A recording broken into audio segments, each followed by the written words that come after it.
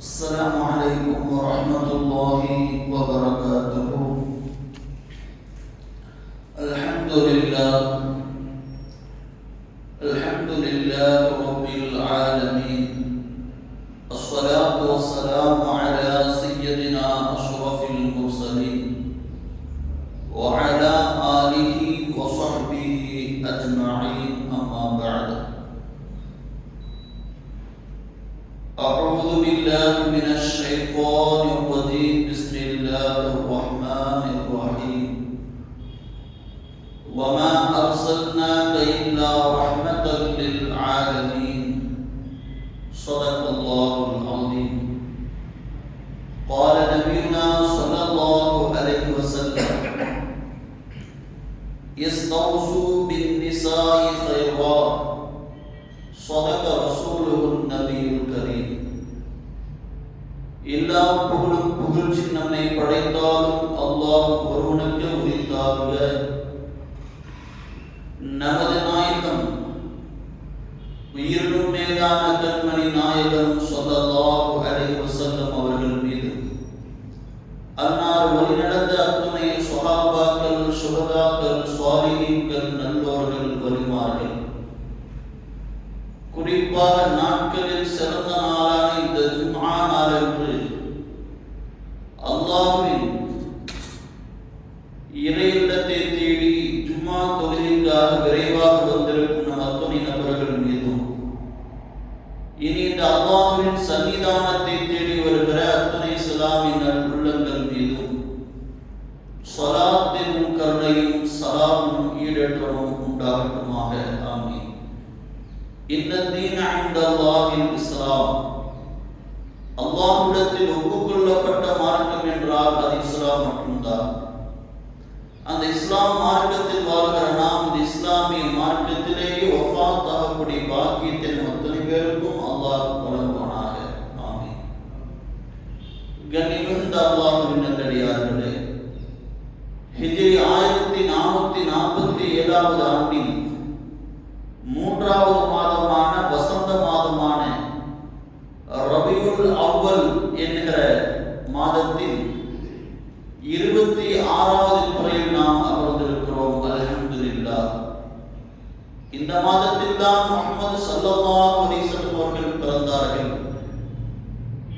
அதை முன்னிட்டு அவர்கள் குறித்த இஸ்லாமிய போதனைகளும் அவர்களால் நாம் பெற்ற பெரும் பாக்கியங்கள் குறித்து ஒவ்வொரு ஜும்ஆவிலும் பேசப்படுகிறது. அந்த வகையில் முஹம்மது ஸல்லல்லாஹு அலைஹி வஸல்லம் அவர்களுக்கென்று அல்லாஹ் ஒரு மிகப்பெரிய தனித்துவத்தை அல்லாஹ் ஏற்படுத்தி இருக்கிறார். இந்த உலகத்திலே 1,24,000 நபிமார்கள் அனுப்பப்பட்டிருக்கிறார்கள். 313 ரசூல்மார்கள் அனுப்பப்பட்டிருக்கிறார்கள். இவர்கள் எல்லாவற்றுக்கு மேலாக நபிகள் ஸல்லல்லாஹு அலைஹி வஸல்லம் அவர்கள் ஒரு தனித்த இடத்தை பெறுகிறார்கள். அதனால்தான் நபிமார்களுக்கெல்லாம் ரசூல்மார்களுக்கெல்லாம் தலைவர் முஹம்மது ஸல்லல்லாஹு அலைஹி வஸல்லம் நாம் சொல்கிறோம். எந்த அளவுக்கு என்றால் ஒவ்வொரு நபிமார்களையும் அல்லாஹ் தஆலா ஒரு குறிப்பிட்ட ஊருக்கோ அல்லது ஒரு நாட்டுக்கோ அல்லது ஒரு சமுதாயத்திற்கோ அல்லது ஒரு குடும்பத்திற்கோ அனுப்பப்பட்டார்கள். ஆதம் அலைஹிஸ்ஸலாம் தன் குடும்பத்திற்கு நபியாக அனுப்பப்பட்டார்கள். இல்யாஸ் அலைஹிஸ்ஸலாம், ஆதம் அலைஹிஸ்ஸலாமுடைய குடும்பம் கொஞ்சம் பெருகிய பொழுது நபியாக அனுப்பப்பட்டார்கள். ஆதம் அலைஹிஸ்ஸலாமுடைய சந்ததியினர்கள் ஒரு மிகப்பெரிய சாம்ராஜ்யமாக உருவெடுத்த போது நூஹ் அலைஹிஸ்ஸலாம் நபியாக அனுப்பப்பட்டார்கள். ஹூத் அலைஹிஸ்ஸலாம் ஆத் என்கிற சமூகத்திற்கு நபியாக அனுப்பப்பட்டார்கள். சாலிஹ் அலைஹிஸ்ஸலாம் சமூத் என்கிற கூட்டத்திற்கு நபியாக அனுப்பப்பட்டார்கள். இப்ராஹிம் அலைஹிஸ்ஸலாம் ஈராக் வாசிகளுக்காக நபியாக அனுப்பப்பட்டார்கள். இஸ்மாயில் அலைஹிஸ்ஸலாம் மக்கா வாசிகளுக்கு நபியாக அனுப்பப்பட்டார்கள். துல்கிஃபுல் அலைஹிஸ்ஸலாம், இஸ்ஹாக் அலைஹிஸ்ஸலாம், யாக்கூப் அலைஹிஸ்ஸலாம், யூசுப் அலைஹிஸ்ஸலாம், தாவூத் அலைஹிஸ்ஸலாம், சுலைமான் அலைஹிஸ்ஸலாம், மூசா அலைஹிஸ்ஸலாம், ஈசா அலைஹிஸ்ஸலாம், இவர்கள் அத்தனை பேரும் பனி இஸ்ரவேலர்கள் என்கிற ஒரு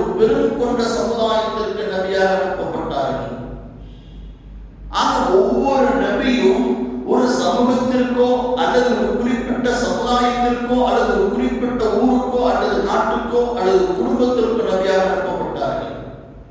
ஆனால் நமது நபி முஹம்மது ஸல்லல்லாஹு அலைஹி வஸல்லம் இருக்கிறார்களே, இந்த உலகத்தில் இருக்கிற எல்லாருக்கும் நபியாக அனுப்பப்பட்டார்கள்.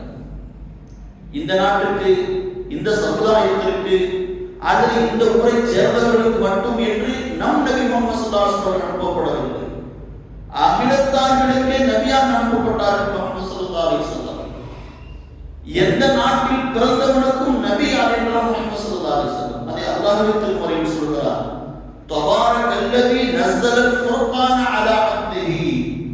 என்னுடைய அடியாரான முஹம்மது ஸல்லல்லாஹு அலைஹி வஸல்லம் அவர்களுக்கு குர்ஆனை கொடுத்து லியகூன லில் ஆலமீன நதீரா, உலகத்தில் இருக்கிற அத்தனை பேரையும் எச்சரிப்பதற்காக, இஸ்லாத்தை எடுத்து சொல்வதற்காக நான் நபியாக அனுப்பியிருக்கிறேன் என்று அல்லாஹ் சொல்கிறார்.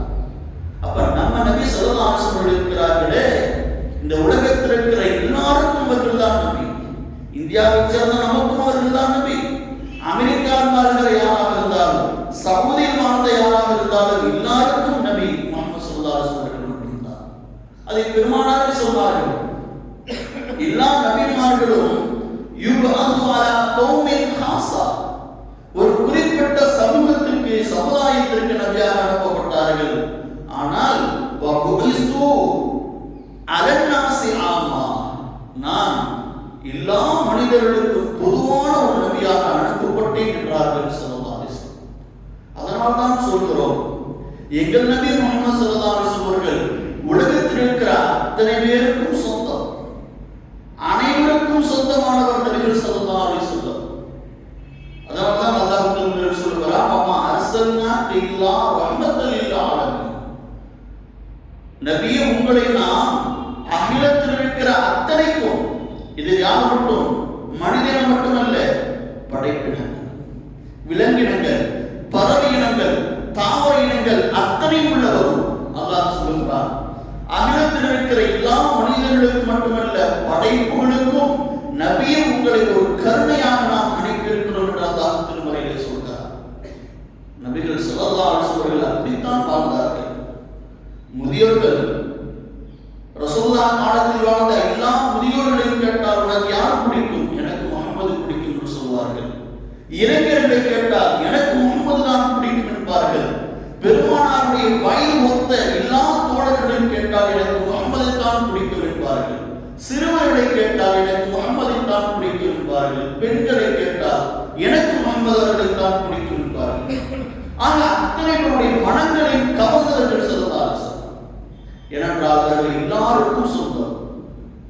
கிறிஸ்தவர்கள், யூதர்கள், பெருமானாரை எதிரியாக கொண்ட அந்த நேரத்தில் இருந்த எல்லா காஃபிர்களும் பெருமானாருக்கு ஒரு மிகப்பெரிய மரியாதை வைத்திருந்தார்கள். முஹம்மது அப்படி சொல்ல மாட்டார், அவர் நம்பிக்கையானவர், அவர் நல்லவர் என்கிற எல்லா எதிரிகளும் நினைத்து வைத்திருந்தார்கள். எதிரிகள் கூட பெருமானார் மீது கண்ணிய குறைவான பெருமானாரை மதிப்பிட்டதில்லை. பெருமானார் ஸல்லல்லாஹு அலைஹி வஸல்லம் அப்படித்தான் வாழ்ந்தார்கள். எல்லாருக்கும் சொந்தமானவர், எல்லாரையும் அரவணைத்து செல்பவர்கள், யாரையும் விமர்சனப்படுத்தி, யாரையும் தள்ளி வைத்து, யாரையும் புறக்கணித்து பெருமானார் வாழ்ந்ததாக வரலாறு இல்லை. எல்லாருக்கும் சொந்தம் பெருமானார் ஸல்லல்லாஹு அலைஹி வஸல்லம்.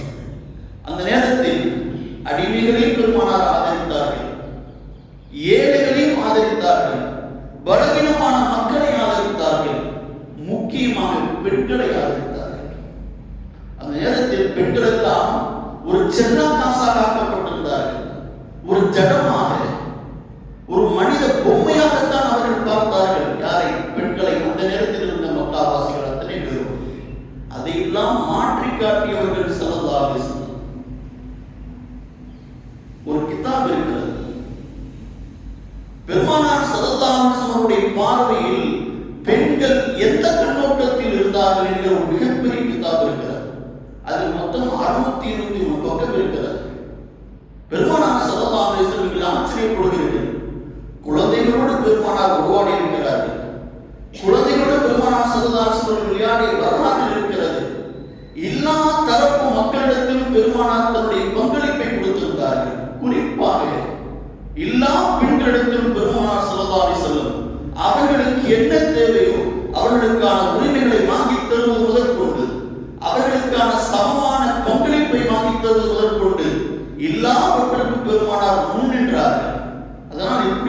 இஸ்லாம் இருக்கிறது. பெண்கள் பெருமானார் பார்வையில் எந்த கண்ணோட்டத்தில் இருந்தார்கள்? 1500 ஆண்டுகளுக்கு முன்பதாக நபிகள் ஸல்லல்லாஹு அலைஹி வஸல்லம் அவர்கள் பெண்களை மதித்த வார்த்தையை நீங்கள் கேட்டால் ஆச்சரியப்படுவீர்கள். பெருமானார் ஸல்லல்லாஹு அலைஹி வஸல்லம் அந்த நேரத்தில் பெண்களை ஒரு செல்லா காசாக மனித பொம்மையாக வைத்திருந்த நேரத்திலே நபிகள் ஸல்லல்லாஹு அலைஹி வஸல்லம் அவர்கள் கட்டளையிட்டார்கள், நீங்கள் இஸ்லாத்திற்கு வாருங்கள். அப்படி வருகிற பொழுது உங்களுக்கான ஒரு உடன்படிக்கை இருக்கிறது, அந்த உடன்படிக்கை எடுத்துக்கொண்டால் நீங்கள் முஃமினாக மாறுவீர்கள் என்றார்கள் ஸல்லல்லாஹு அலைஹி வஸல்லம். அந்த நேரத்தில் எல்லாம் பெண்கள் எல்லாம் ஒரு பொருட்டு அல்ல. பெண்களை ஒரு ஆணாக அவர்கள் மதிக்க மாட்டார்கள். ஒரு ஆணுக்கு இஸ்லாத்தை எடுத்து சொல்லி கலிமா சொல்லி இஸ்லாத்தை இணைப்பது அவர்களுக்கு பெரிதாக தெரியவில்லை. ஒரு பெண்ணுக்கு ரசூலுல்லாஹ் முக்கியத்துவம் கொடுத்தார்கள். அதைத்தான் அந்த நேரத்தில் இந்த மக்காவின் தலைவர்கள் எல்லாம் ஆச்சரியப்பட்டார்கள். குர்ஆனில் அல்லாஹ் சொல்கிறான், யா அய்யுஹன் நபியு இதா ஜாஅக்கல் முஃமினாத்து யுபாயினக, முஃமினான பெண்கள் உங்களிடத்தில் வந்து இஸ்லாத்தை வந்து ஏற்கிறார்கள் என்றால் அவரிடத்தில் நீங்கள் என்ன செய்யுங்கள்? இஸ்லாமிய மார்க்கத்தை சொல்லுங்கள். நீங்கள் ஜினா செய்ய வேண்டாம், அல்லாஹ்வை தவிர வேறு யாரையும் வணங்க வேண்டாம், பெண் குழந்தைகளை நீங்கள் கொல்ல வேண்டாம். மிகப்பெரிய நீண்ட ஆயத்து. இதை அல்லாஹ் என்ன செய்தான்? பெருமானார் பெண்களை வரவழைத்து அவர்களுக்கு இதையெல்லாம் போதித்து இஸ்லாத்தை ஏற்ப வைத்தார்கள். இது மிகப்பெரிய ஆச்சரியமாக இருந்தது அன்றைய மக்கள் தலைவர்களுக்கு. ஏன்னா அவங்க பெண்ணுடைய பேச்சை கேட்க மாட்டாங்க. பெண்ணு பேசுற அளவுக்கு அவர்கள் என்ன செய்யவில்லை, அந்த உரிமையை தராமல் இருந்தார்கள். ஒரு சபை என்றால் அந்த ஆண்கள் மட்டும்தான் நிறைந்திருப்பார்கள். ஒரு சபை என்றால் ஆண்களின் பேச்சுக்கு மட்டும்தான் அந்த முக்கியத்துவம் இருக்கும். ஆனால் இங்கு ஒருத்தர் முஹம்மது என்கிற ஒருவர் வந்து பெண்கள் இஸ்லாத்திற்கு வர வேண்டும், அவர்கள் வந்தால் இப்படியெல்லாம் முக்கியத்துவமான கட்டளை இருக்கிறது, அவர்கள் உடன்படிக்கை செய்ய வேண்டும் என்ற நிலையை கொண்டு வந்தார்கள். ஒரு ஒப்பந்தம் போனோம்னா ஆண்கள் மட்டும்தான் போடுவாங்க. அந்த நேரத்தில் ஒரு விஷயத்தை மசூரா பண்ணணும், ஆலோசனை பண்ணணும்னா ஆண்களுக்கு மட்டும்தான் அந்த ரைட்ஸ் இருந்தது. ஆனால் இங்க ரசூலுல்லாஹ் என்ன செய்தார்கள்? பெண்களுக்கு ஒப்பந்தம் செய்வதற்கான தகுதி இருக்கிறது, ஆலோசனை சொல்ல தகுதி இருக்கிறது என்று முதல் இடத்தை கொடுத்தவர்கள் ஸல்லல்லாஹு அலைஹி வஸல்லம். எல்லாவற்றுக்கு மேலாக ஒரு பெண்மணி ரசூலுல்லாஹ்விடத்தில் வந்தார்கள். வந்து சொன்னார்கள், அம்மாரா என்கிற பெண்மணி, யா ரசூலுல்லாஹ், குர்ஆனை நான் இதுவரைக்கும் இறங்கிய ஆயத்துக்களை படிக்கிறேன். ஒரு முஃமினான ஆண் இப்படி எல்லாம் செய்ய வேண்டும், முஃமினான ஆண்கள் இப்படி எல்லாம் செய்ய வேண்டும் என்கிற ஆயத்து மட்டும்தான் இறங்கி இருக்கிறது. ஏன் எங்களை குறித்தெல்லாம் ஆயத்து இறங்காதா? அப்பதான் இஸ்லாம் அறிமுகமாகிறது. அறிமுகமாகி கொஞ்ச காலத்தில் இந்த கேள்வி அந்த அன்சாரி அவர்கள் கேட்கிறார்கள். அந்த நேரத்தில் ரசூலுல்லாஹி ஸல்லல்லாஹு அலைஹி வஸல்லம் அவர்கள் அமைதியாக இருக்கிறார்கள். அல்லாஹ் ஒரு ஆயத்தை இறக்கினார், இன்னல் முஸ்லிமீன வல் முஸ்லிமாத், முஸ்லிமான ஆண்களும் முஸ்லிமான பெண்களும், வல் முஃமினீன வல் முஃமினாத், முஃமினான ஆண்களும் பெண்களும், வல் கானிதீன வல் கானிதாத், 10 பண்புகள். நோன்பு வைத்த ஆண்களும் பெண்களும், சதகா செய்த ஆண்களும் பெண்களும், பொறுமையாக வாழ்ந்த ஆண்களும் பெண்களும், இப்படி 10 தன்மை அல்லாஹ் சொல்கிறார். அல்லாஹ் நினைவுறுந்த ஆண்களும் பெண்களும், இப்படி எல்லா பெண்களுக்கும் ஆண்களுக்கும் அல்லாஹ் என்ன செய்கிறான்? உயர்ந்த கூலியை வைத்திருக்கிறான், தன்னுடைய பாவ மன்னிப்பை தருகிறான் என்று நபிகள் சொல்லுங்கள் என்று அல்லாஹ் ஆயத்தில் எழுதினார். இதுவரைக்கும் அந்த மக்காவிலே பெண்களுக்கு இந்த சலுகை இருக்கிறது, பெண்களுக்கு இந்த ஒரு கூலி இருக்கிறது என்கிற ஒரு வாசகமே அந்த மக்காவில் இல்லை. ஆனால் ஒரு குர்ஆன் ஆயத்து இறங்கியது, பெண்கள் இப்படி எல்லாம் வாழ்ந்தார்கள் என்றால் அவர்களுக்கு சொர்க்கம் இருக்கிறது, அவர்களுக்கு மகத்துவமான கூலி இருக்கிறது என்று அல்லாஹ் ஆயத்து இறக்கி பெண்களும் ஆண்களும் சமம் என்கிற வார்த்தையை அல்லாஹ் என்ன செய்தார்? பதிய வைத்தார். அந்த சமூகம் அப்படித்தான் இருந்தது. பெண்களை எந்த எல்லைக்குள்ளும் கொண்டு வராமல் இருந்தார்கள். வீட்டை தாண்டி அவர்கள் வர முடியவில்லை. அப்படி வந்தாலும் அதற்கான நிறைய வரையறைகள் அவர்களுக்கு இருந்தது. ஆனால் ரசூல் ஸல்லல்லாஹு அலைஹி வஸல்லம் அவர்கள் சொன்னார்கள், முஃமினான ஆண், முஃமினான பெண். ஆணுக்கு அடுத்தபடி பெண் அல்ல, முஃமினான ஆண், முஃமினான பெண். சதகா செய்த பெண், சதகா செய்த ஆண். பொறுமையாக வாழ்ந்த பெண், பொறுமையாக வாழ்ந்த ஆண் என்கிற இந்த சமத்துவத்தை நபிகள் ஸல்லல்லாஹு அலைஹி வஸல்லம் ஏற்படுத்தினார்கள். பெருமானாருடைய உபதேசங்களில் அதிகமாக இருந்தது எதுவென்றால் இந்த ஒரு உபதேசம். ரசூலுல்லாஹ் சொன்னார்கள், இஸ்தௌசு பின்னாஸி கைரா. ஆண்களே பெண்களிடத்தில் நல்ல விதமாக நடந்து கொள்ளுங்கள் என்றார்கள் ஸல்லல்லாஹு அலைஹி வஸல்லம். இந்த உபதேசம் எந்தெந்த நேரத்தில் நாம் பெருமானார் செய்தார்கள் தெரியுமா? தன் உலகத்தை விட்டு பிரிகிற அந்த ஹஜ்ஜத்துல் விதா, இறுதி பேருரை என்று சொல்வார்கள். ரசூலுல்லாஹி ஸல்லல்லாஹு அலைஹி வஸல்லம் கடைசியா அப்பதான் பேசினாங்க. அந்த உரையில் ரசூலுல்லாஹ் சொன்னார்கள், அந்த உரையில் ரசூலுல்லாஹ் ஸல்லல்லாஹு அலைஹி வஸல்லம் சொன்னார்கள், ஆண்களே பெண்களை நல்ல விதமாக நடத்துங்கள் என்றார்கள் ஸல்லல்லாஹு அலைஹி வஸல்லம். மூன்று நேரத்தில் சொன்னார்கள், பெண்களிடம் நீங்கள் வன்முறையில் நிகழாதீர்கள், பெண்களிடம் நல்ல விதமாக நடந்து கொள்ளுங்கள் என்றார்கள் ஸல்லல்லாஹு அலைஹி வஸல்லம். ஏனென்றால் அந்த காலம் அப்படித்தான் இருந்தது. பெண்களுக்கான மரியாதை இல்லை, அவர்கள் பேச்சுக்கு மரியாதை இல்லை, அவர்கள் கருத்துக்கு முன்னுரிமை இல்லை. அவர்களை அடிக்கவும் துன்புறுத்தவும் மட்டும்தான் அந்த நேரத்தில் பெண்களை பயன்படுத்தினார்கள். அந்த நேரத்தில் இருந்த நிக்காஹ் முறைகள், திருமண முறைகள், இதெல்லாம் எடுத்து பார்த்தோம் என்றால் இன்றைக்கு நம்முடைய மனசு சஞ்சலப்படும். அந்த அளவுக்கு ஒரு மிகப்பெரிய கஷ்டத்தை அந்த நேரத்தில் மக்காவாசிகள் பெண்களுக்கு கொடுத்திருந்தார்கள். அதையெல்லாம் ரசூலுல்லாஹ் அத்தனையும் அடித்து அதுக்கும் இஸ்லாத்துக்கும் சம்பந்தமில்லை என்ற ஒரு சமுதாயத்தை உருவாக்கினார்கள். எல்லா நேரத்திலும் மனைவியை அழிக்கக்கூடிய மக்களாக மக்காவாசிகள் இருந்தார்கள். மனைவியை எப்படி வேண்டுமானாலும் என்ன வேண்டுமானாலும் செய்யலாம் என்ற நிலையில் அந்த மக்கள் வாழ்ந்தார்கள். அந்த நேரத்தில் ரசூலுல்லாஹ் சொன்ன வாக்கியம் என்ன தெரியுமா? ஹியாருக்கும் லினிசாயிஹி. உங்களில் சிறந்தவர் யார் தெரியுமா? உங்கள் மனைவிமாரிடத்தில் யார் சிறந்தவர் என்கிற பட்டம் வாங்குவீர்களோ அவர்கள் தான் சிறந்தவர்கள் என்றார்கள் ஸல்லல்லாஹு அலைஹி வஸல்லம். இன்னொரு இடத்தில் சொன்னார்கள், உங்களில் ஆண் மக்கள் யார் தெரியுமா? தன் மனைவிடத்தில் இவர் நல்லவர் என்கிற பட்டம் வாங்குகிறார் என்றால் அவர்தான் ஆண்மகன் என்றார்கள் ஸல்லல்லாஹு அலைஹி வஸல்லம். அந்த நேரத்தில் மனைவி செல்லா காசாக நினைத்து அடித்து துன்புறுத்துகிற நேரத்திலே பெருமானார் சொன்ன வாக்கியம், உங்கள் மனைவிடத்தில் நல்ல பெயரை வாருங்கள். அப்படி வாங்கினால்தான் நீங்கள் சிறந்தவர்கள். வெளியில நான் தான் பெரியவன், நான் ஒரு சமுதாயத்தின் தலைவன், நான் தான் முக்கியமான பொறுப்புதாரி, அதில் உங்களை சிறந்தவர்கள் பட்டத்தில் கொண்டு வருவது எதுவென்றால் உன் குடும்பத்தில் உன் மனைவிடத்தில் நீ சிறந்தவனாக வாழ்ந்தாய் என்றால் அதுதான் உண்மை உனக்கு சிறப்பை பெற்றுத்தரும் என்றார்கள் ஸல்லல்லாஹு அலைஹி வஸல்லம். பெண்களை கண்மூடித்தனமாக அடித்த காலம் இருந்தது. பெண்களை அடித்து கொலைப்படுகிற காலம் இருந்தது. ரசூலுல்லாஹி ஸல்லல்லாஹு அலைஹி வஸல்லம் ஒருவர் வந்தார். என் மனைவிக்கு நான் செய்ய வேண்டிய கடமை என்னவென்று கேட்டார். 1500 ஆண்டுகளுக்கு முன்பு பழமையான எல்லா மரபுகளை மூட பழக்கங்களை எப்படியெல்லாம் ஒழித்திருக்கிறார் என்று பாருங்கள் ஸல்லல்லாஹு அலைஹி வஸல்லம் சொன்னார்கள். ஒரு கணவன் தன் மனைவிக்கு செய்ய வேண்டிய கடமை என்ன தெரியுமா? நீ உணவு அருந்தினாய் என்றால் உன் மனைவியை அழைத்து பக்கத்தில் அமர்ந்து வைத்து அவளுக்கும் உணவு கொடு என்றார்கள் ஸல்லல்லாஹு அலைஹி வஸல்லம். யோசிச்சு பாருங்க, இன்னைக்கு நம்ம தமிழ் மரபு பேசுறோம். இங்க தமிழ் மரபில் என்ன இருந்தது?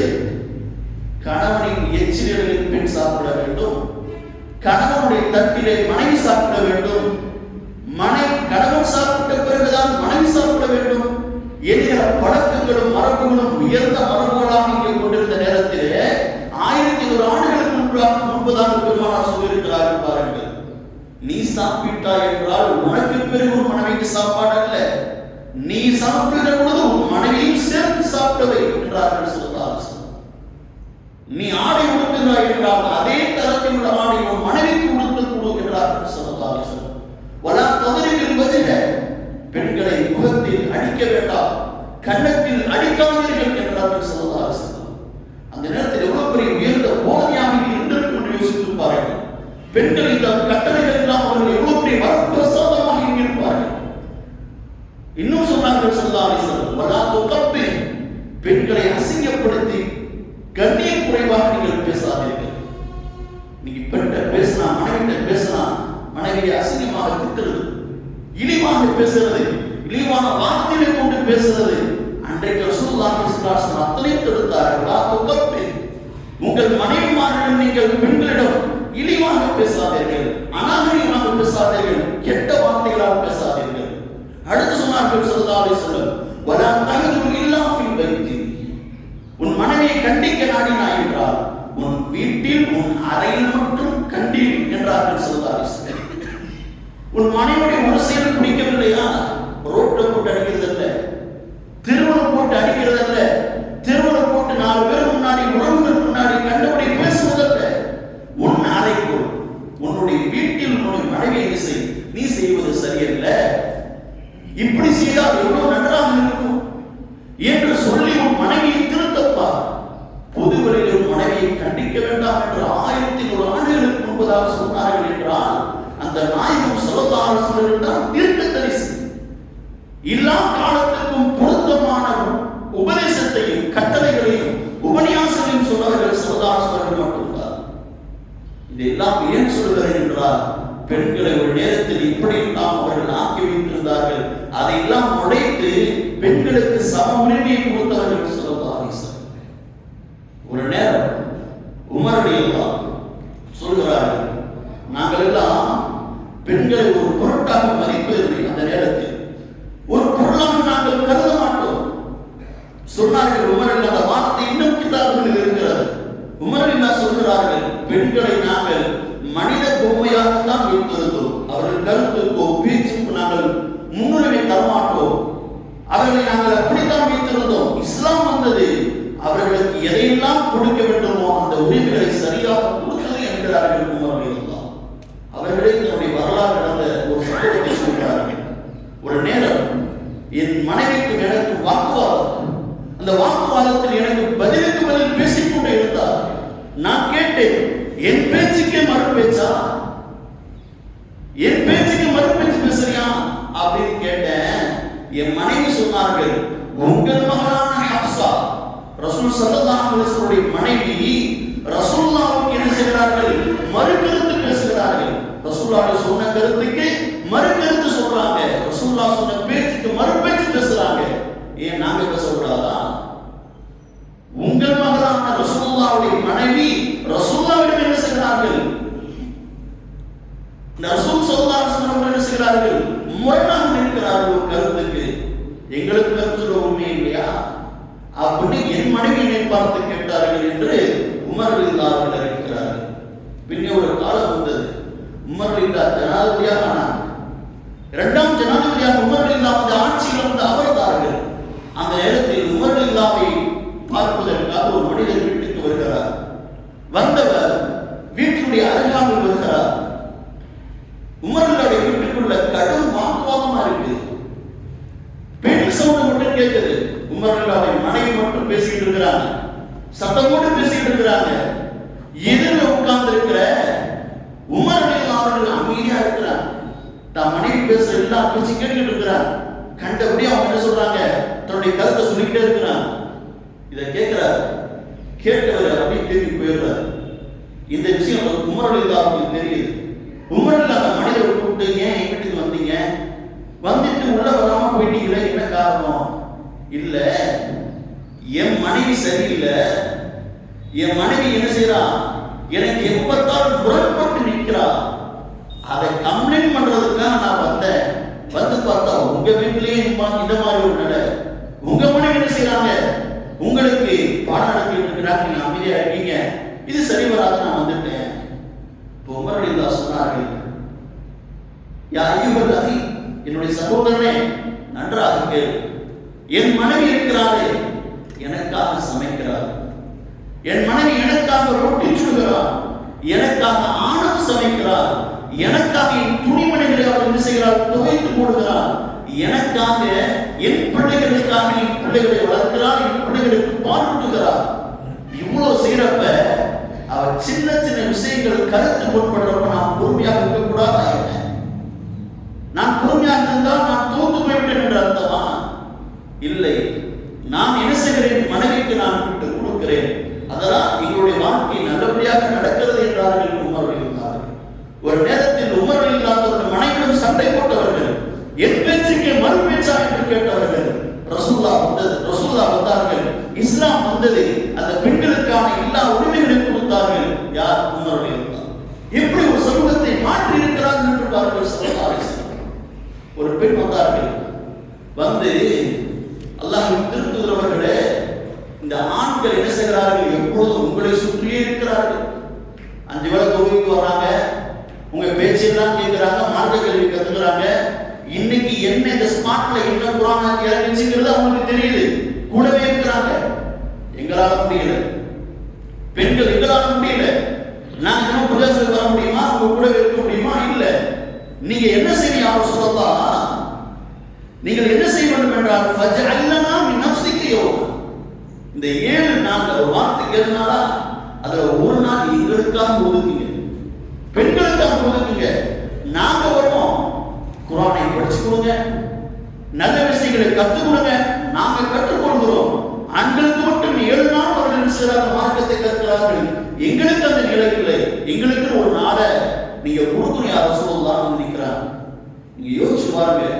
ஒரு நேரத்தில் பெண்கள் எல்லாம் சதைப்புண்டமாக, பெண்கள் எல்லாம் மனித உண்மையாக பார்க்கப்பட்ட நேரத்தில் ரசூலுல்லாஹ்விடமே ஒரு பெண் வந்து, ரசூலே எங்களுக்காக ஒரு நாள் ஒதுக்குங்கள் என்று கேட்கிறார்கள் என்றால் அந்த பெண்களுக்கு எப்படிப்பட்ட சுதந்திரத்தை வாங்கி கொடுத்து பாருங்கள், சுட்டு பாருங்கள். யோசிச்சாங்க ரசூலுல்லாஹ். அப்படியாமா? ரசூலுல்லாஹ் சொன்னாங்க, இஜ்தமஅன ஃபீ யௌமின் கதா வ கதா ஃபீ மக்கானின் கதா வ கதா. ஒரு இடத்தை தேர்வு பண்ணுங்க, ஒரு நாளை நீங்களே முடிவு பண்ணுங்க, சொல்லுங்க, அந்த ஒரு நாள் முழுக்க என்னுடைய நேரத்தை உங்களுக்காக செலவிடுகிறேன் என்றார்கள் ஸல்லல்லாஹு அலைஹி வஸல்லம். அதே போன்று வாரத்தில் ஒவ்வொரு நாளும் வியாழக்கிழமை என்று ஒரு அறிவிப்பு இருக்கிறது, இன்னொரு அறிவிப்பு புதன்கிழமை என்று இருக்கிறது. அந்த புதன்கிழமையோ அல்லது வியாழக்கிழமையோ ஒரு நாள் பெண்களுக்காக தன்னுடைய நேரத்தை முழுவதுமாக ஒதுக்கினார்கள் ஸல்லல்லாஹு அலைஹி வஸல்லம். அன்னைக்கு எல்லா பெண்களும் வந்துருவாங்க. முஸ்லிம் மனைவியிலே திரக்கட்டி பெண்கள் எல்லாம் உட்கார்ந்து கேள்விகளா கேட்பாங்க. ரசூலுல்லாஹ் பதில் சொல்லிக்கிட்டே இருப்பாங்க. ரசூலுல்லாஹ் மார்க்கத்தை கற்றுக் கொடுத்துட்டே இருப்பாங்க. நீங்கள் எல்லாம் இன்றைக்கு நான் எத்தனையோ நவீன உலகத்தில் வாழ்கிறேன் என்று சொல்லலாம். அன்றைக்கு பெருமானார் ஸல்லல்லாஹு அலைஹி வஸல்லம் பெண்களை எங்கு வரவழைத்து எங்கு மார்க்கத்தை கற்றுக் கொடுத்தார் என்று யோசித்து பாருங்கள். நபிகள் ஸல்லல்லாஹு அலைஹி வஸல்லம் அவர்கள் அத்தனை பெண்களுக்கு என்ன செய்தார்கள்? முழு கல்வியை கற்றுக் கொடுத்தார்கள். அதனால்தான் இந்த இஸ்லாத்திலே ரசூல் ஸல்லல்லாஹு அலைஹி வஸல்லம் ஹதீஸை அதிகமாக அறிவித்த சஹாபிகள் என்று 7 பேர் இருக்கிறார்கள். 7 பேர். அதில் 4வது யாருக்குன்னா அன்னை ஆயிஷா ரலியல்லாஹு அன்ஹா அவர்கள். அன்னை ஆயிஷா ரலியல்லாஹு அன்ஹா அவர்கள் 2210 ஹதீஸின் சமூகத்திற்கு தந்திருக்கிறார்கள். 2210 நபிகளை நமக்கு தந்திருக்கிறார்கள். நீங்கள் கிதாபுகளிலோ எந்த மார்க்க அறிஞர்களும் நீங்கள் கேட்டு பாருங்கள், பெண் சஹாபிகள் அறிவித்த எந்த ஒரு ஹதீஸாவது பலவீனம் என்று கூறப்பட்டிருக்கிறார்கள் இல்லை. அவங்க கல்வி அப்படி இருக்கிறோம். ஆண் சஹாபிகள் அறிவித்த நிறைய ஹதீஸ்களில் இது பலவீனமான என்ற செய்தி இருக்கிறது. ஆனால் பெண் சஹாபிகள் அறிவித்த எந்த ஹதீஸிலும், ஆயிஷா ரலியல்லாஹு அறிவித்த 2210 ஹதீஸும் சஹீஹான ஹதீஸ். அந்த வம்ச தொடர்ல, அந்த வழி தொடர்ல இதுல ஒருத்தர் வந்து சரியில்லை, இந்த ஹதீஸ் ஏற்றுக்கொள்ள முடியுமான்னு தெரியல, ஏதாவது போய் கலந்திருக்கலாம் என்கிற எந்த ஒரு விஷயமும் முரண்பாடும் பெண்கள் அறிவித்த ஹதீஸில் எந்த ஒரு ஹதீஸும் இல்லை.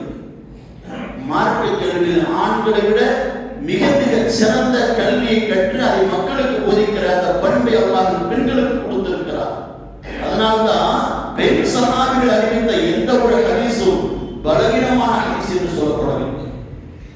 உமர் ரலியல்லாஹு பெண்களுக்கான எல்லா முன்னுதாரணத்தையும் முக்கியத்துவத்தையும் பெருமானார் ஸல்லல்லாஹு அலைஹி வஸல்லம் அவர்களைப் போல் இவர்கள் ஆட்சி பொறுப்பிலும் அமர்த்தினார்கள். யார்? உமர் ரலியல்லாஹு. நீங்களாம் கேள்விப்பட்டிருக்கிற ஒரு சம்பவம். ஒரு நாள் இரவு நகரவர்கள் போனார்கள் ஸல்லல்லாஹு அலைஹி வஸல்லம். அப்படி போறப்போ ஒரு வீட்டுல ஒரு உரையாடல் நடக்குது. அம்மா மகள் பேசிக் கொள்றாங்க. அம்மா சொல்றா, பாத்த தண்ணி ஊத்து, வேணா அல்லாஹ் பார்த்துட்டு இருக்கிறான் மகள் சொன்னார்கள் என்று ஒரு சம்பவம் கேள்விப்பட்டிருப்பீங்க. அந்த மகளுடைய இறையச்சத்தை கண்ட உமர் ரலியல்லாஹு எங்கு கொண்டு போனார்கள்? தன் வீட்டுக்கு மருமகளாக கொண்டு போனார்கள். உமர் ரலியல்லாஹு தன் மகனான ஆசையோடு இல்லாமல் என்ன செய்தார்கள்? மனமுடித்து வைத்தார்கள். உமர் ரலியல்லாஹு ஒரு பெண்ணிடம் திறமை இருக்கிறது, அந்த பெண் நல்ல பெண்ணாக இருக்கிறார், முக்கியத்துவம் கொடுத்தார்கள் ஸல்லல்லாஹு அலைஹி வஸல்லத்தை போல் உமர் ரலியல்லாஹு. அதே போல வியாபார சந்தைகளுக்கும் கடைகளுக்கும் அஷிஃபா பின்த் அப்துல்லா என்கிற ஒரு பெண்ணை அதிகாரியாக நியமித்தார்கள் உமர். சந்தையில் யாராவது திருக்கோளம் பண்றானா, பதுக்கிறானா, அளவில் நிறுவில் மோசடி செய்யறானா, இதை கண்காணிப்பதற்காக ஒரு பெண் அதிகாரி நியமிக்கப்பட்டிருக்கிறார்கள் என்றால் பெண்களுக்கு இந்த இஸ்லாம் எந்த அளவிற்கு முன்னுரிமையும் சம உரிமையும் பொறுப்புகளையும் தருகிறது என்று யோசித்து பாருங்கள். வியாபாரிகள்னா சொன்னாங்க, யார்கிட்ட போய் அந்த பெண்ணை போய் அதிகாரி நியமிச்சிருக்கீங்களே, ரொம்ப காரணமாக நடந்துக்கிறாங்க, ரொம்ப ஸ்ட்ரிக்டா இருக்கிறாங்க, எங்களால் முடியல, அந்த ஷிஃபா அவங்க நியமிச்சீங்களுக்கு கசப்பை தந்துட்டீங்களே அப்படின்னு வியாபாரத்துக்கு கமெண்ட் பண்றாங்க. உமர் சொன்னாரு, கசப்பு அதுதான் உடலுக்கு நிவாரணம். அஷ்பா பின் அப்துல்லா போன்ற அதிகாரிகள் இருக்கிற வரைக்கும் தான் நீங்கள் என்ன செய்வீர்கள், அளவிலும் நிறுவிலும் மோசடி செய்ய மாட்டீர்கள், பதுக்க மாட்டீர்கள். ஏழைகளுக்கு தேவையான எல்லா உணவையும் நீங்கள் சரியாக வியாபாரத்தில் நீங்கள் கணக்கிடுவீர்கள். அதனால் அந்த பெண்ணே அதிகாரியாக இருக்கட்டும் என்றார் உமர். நான் சொல்ல வருவது அத்தனையும் நீங்கள் கோடிட்டு பார்த்தால் உங்களுக்கு புரியும். இந்த இஸ்லாம் என்கிற மார்க்கம் முஹம்மது ஸல்லல்லாஹு அலைஹி வஸல்லம் பெண்களுக்கான ஒரு தனித்த இடத்தை நம்ம சமூகத்துக்கு தந்திருக்கிறார்கள். அந்த இடத்தை நாம் தர முன்வர வேண்டும். வாரத்துல மாசத்துல 4 முறை ஆண்கள் ஜும்மா பள்ளிவாசலுக்கு ஜும்மா உரையை கேட்பதற்கான சூழல் இருக்கிறது. யார் வராங்களோ மார்க்கத்தான் ஆண்டு ஜும்மால அது தெரிய பேசுறாரோ அதை கத்துக்கிட்டு போறீங்க. பெண்களுக்கான ஒரு சூழல் இருக்கிறதா? பெண்கள் மார்க்க கல்வி முழுமையாக தெரிந்து கொள்வதற்கான ஒரு வாய்ப்பு இருக்கிறதா? உங்களுக்கு ஏதாவது மார்க்கத்துல பிரச்சனை, சட்டத்துல பிரச்சனைனா நேரம் கேட்டுவீங்க. பெண்கள் என்ன செய்வார்கள்? அப்ப பெண்களுக்கு மார்க்க கல்வி புகுத்த வேண்டிய கட்டாய கடமை நமக்கு இருக்கிறது. அந்த அடிப்படையில் தான் நம்முடைய நிர்வாகம் என்ன செய்தது, சென்ற ஆண்டு ஹுஸ்னாத்துல் ஜாரியா என்கிற ஒரு மகளிர் அரபிக் கல்லூரியை திறந்தது. அதிலே 53 மாணவிகள் ஓதுகிறார்கள். அந்த 53 மாணவிகளில் 3 கோர்ஸை நாம் உருவாக்கி வைத்தது. 3 பாடத்திட்டம். 1 ஆலிமா பாடத்திட்டம். அரபி மொழியிலே நாம் அவர்களுக்கு அரபு இலக்கணம், குர்ஆனுடைய விளக்கங்கள், ஹதீஸுடைய விளக்கங்களை அறிந்து கொள்வதற்கான எல்லா பாடங்களையும் நடத்துகிறோம். அது 3 வருட பாடத்திட்டம். 2வது கோர்ஸ், 2வது பாடத்திட்டம் அல்லமா என்கிற பாடத்திட்டம். இது குடும்ப பெண்களுக்கு மட்டும். 67 வயது பெண் ஒரு ஆள் போன வருஷம் நம்முடைய மதரசால சேர்ந்து அல்லமா பாடத்திட்டத்தில் சேர்ந்து இன்றைக்கு அவங்க முடிச்சிருக்கிறாங்க அந்த பாடத்திட்டத்தை. சுப்ஹானல்லாஹ், குர்ஆனை முறைப்படி ஓதுறாங்க. சூரத்து நாஸ் இருந்து வசம் வரைக்கும் மனப்பாடம் செய்திருக்கிறார்கள். யாசின் சூராவில் 4 ஐந்துகளை மனம் செய்திருக்கிறார்கள். ஒரு பெண்ணுக்கு தேவையான எல்லா மார்க்க சட்டங்களையும் கற்றுக் கொண்டிருக்கிறார்கள். எந்த வயசுல? 65 வயசுல கற்றுக்கிறார். அப்ப பெண்களுக்கு மார்க்கம் செய்ய வேண்டிய கடமை இருக்கிறது. இன்ஷா அல்லாஹ் நாளை தினம் நம்முடைய மதரசாவுடைய மல்லமா பட்டமளிப்பு இருக்கிறது. 1ஆம் ஆண்டு மல்லமா பட்டமளிப்பு விழா. இந்த நிறுவனம், இந்த கல்வி நிறுவனம் தொடர்ந்து கியாமத்து வரைக்கும், நாளை வறுமை நாள் வரைக்கும் நீடிக்க வேண்டும். இதில் நம் ஊர் பெண்கள் கலந்து கொண்டு மார்க்கத்தை முழுமையாக தெரிந்து, குறிப்பாக குடும்ப பெண்கள் காலையில் ஸ்கூலுக்கு பள்ளி அனுப்பிச்சுட்டு சாயந்தரம் வரைக்கும் சும்மா இருந்து டிவி நாடகம் பார்க்கிறதை விட்டுட்டு இது ஓட மதரசாக்களை சேர்த்து விட்டார்கள் என்றால் ஆர்வமாக படிப்பார்கள். ஆண்களை விட பெண்களுக்கு மார்க்க கல்வி கற்பதில் ஆர்வம் அதிகம். அவர்களுக்கான ஒரு வழிசாதனம் தான் நம்முடைய பெண்கள் மதரசா.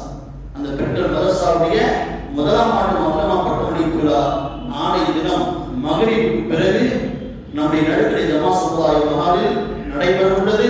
இதுவெல்லாம் ஒரு தூண்டுகோல்.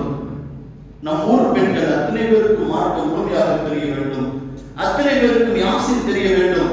அவர்களுக்கு ஒரு வீட்டு தேவைகளுக்கு ஓத வேண்டுமா, அவர்களை ஓதிக்கொள்ள வேண்டும் என்கிற நிலை நாம் உருவாக்க வேண்டும். அந்த நிலை நாம் தந்துவிட்டோம் என்றால் ஒரு காலம், ஒரு ஜெனரேஷன் தாண்டி நம் ஊரில் இருக்கிற எல்லா ஆண் பிள்ளைகளும் ஹாஃபிஸாக இருக்கலாம், குர்ஆனை மனம் செய்த ஆலிமாக இருக்கலாம். அந்த வாய்ப்பு நாம் இப்பொழுது உருவாக்கி விட்டோம் என்றால், நம் பெண்களுக்கு மார்க்கம் சென்று விட்டது என்றால், நம்முடைய சந்ததி மார்க்கம் நிறைந்த சந்ததியாக மாறும். அதற்காக ஜமாத்தில் இருக்கிற ஒவ்வொருவரும் முயற்சி செய்யுங்கள். அல்லாஹ் தஆலா நம்முடைய முயற்சிகளை எல்லாம் அல்லாஹ் ஏற்றுக்கொண்டு நாம் எண்ணுகிற எண்ணங்களை எல்லாம் வெற்றியாக்கி நல்லடியார்கள் கூட்டத்தின் நுழையெல்லாம் அல்லாஹ் சேர்ப்பானாக. ஆமீன் ஆமீன் யா ரப்பல் ஆலமீன். அஸ்ஸலாமு அலைக்கும் வரஹ்மத்துல்லாஹி